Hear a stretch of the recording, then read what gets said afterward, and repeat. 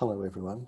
I've been asked as a speaker at the recent Asia Pacific Ocular Trauma Society meeting to give you a distilled take-home message from my talk on sympathetic ophthalmia. Sympathetic ophthalmia was first recognised by Hippocrates, and it was also recognised by Archimedes, who deliberately used to infect horse eyes when they were badly injured to try and prevent sympathetic ophthalmia by destroying the injured eye from infection. Probably the most famous person who's gone blind from sympathetic ophthalmia is Louis Braille. Mackenzie was one of the first people in the modern era to describe sympathetic ophthalmia, and the modern sort of clinical features were refined and described by Fuchs early last century. The sine qua non for sympathetic ophthalmia is a history of eye trauma, be that accidental trauma or injury or surgical trauma from vitreoretinal surgery predominantly. We know that sympathetic ophthalmia is a bilateral granulomatous panuveitis. There's an exciting and a sympathizing eye. And interestingly, the incidence of this disease has dramatically decreased over the last 250 years.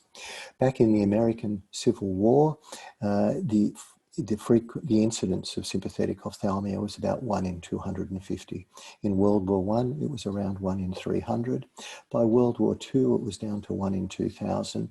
And in conflicts since that time, essentially there have been no recorded cases of sympathetic ophthalmia.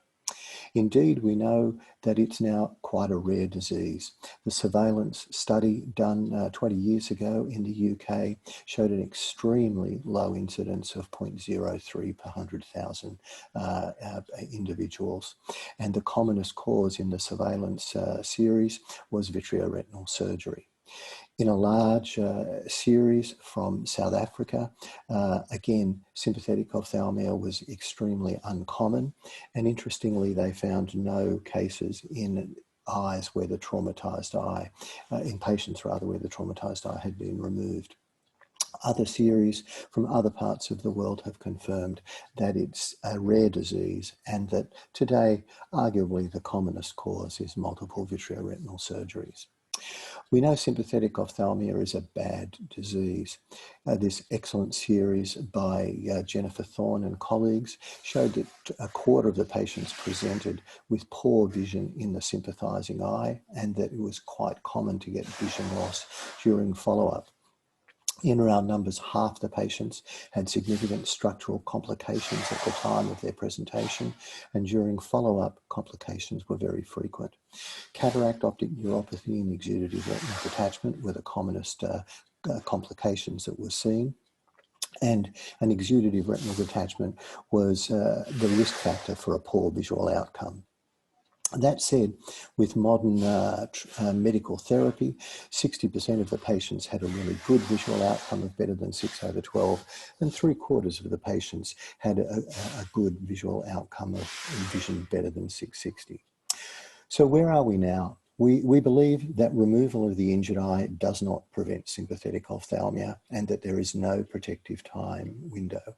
The very low incidence of sympathetic ophthalmia that we see now is due to expert surgical repair of injured eyes, good surgical decision-making to remove eyes that are unsalvageable, and modern antibiotic therapy for infection and combination immunosuppressive therapy to control inflammation.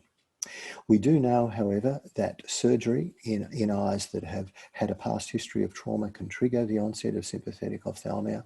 I've already mentioned that multiple vitreoretinal surgical procedures are the commonest cause of sympathetic ophthalmia these days.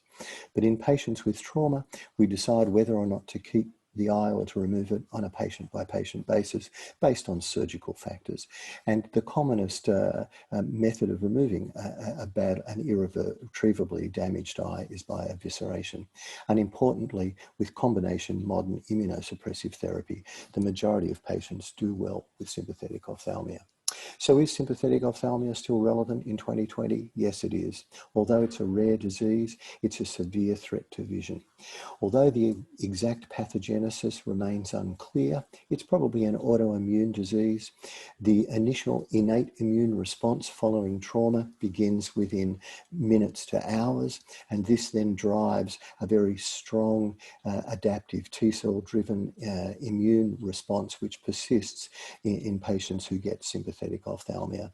And modern immunology theory says that there is no protective window that will prevent sympathetic ophthalmia, and almost certainly there are other factors that make patients prone to developing sympathetic ophthalmia. And as I've mentioned earlier, evisceration or enucleation when needed and aggressive effective treatment for sympathetic ophthalmia gives a good visual outcome in most patients. Thanks very much for your attention.